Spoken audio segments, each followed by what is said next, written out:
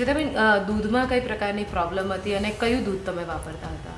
હું અમૂલનું શક્તિ દૂધ વાપરું છું અને 2 દિવસથી મેં આઈડેન્ટિફાઈ કર્યું કે એમાં કંઈક ટિપિકલ સ્મેલ આવતી હતી, ક્લોરીન ટાઈપની.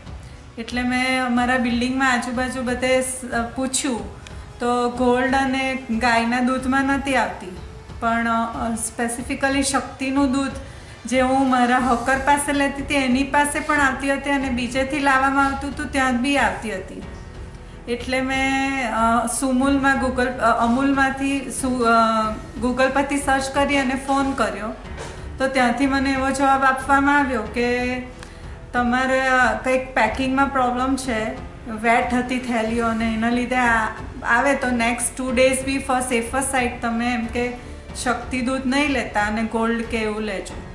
અચ્છા, એટલે એ લોકોએ તમને સામેથી બીજું દૂધ વાપરવાનો? હા, ફોર સેફર સાઇડ એવું કીધું.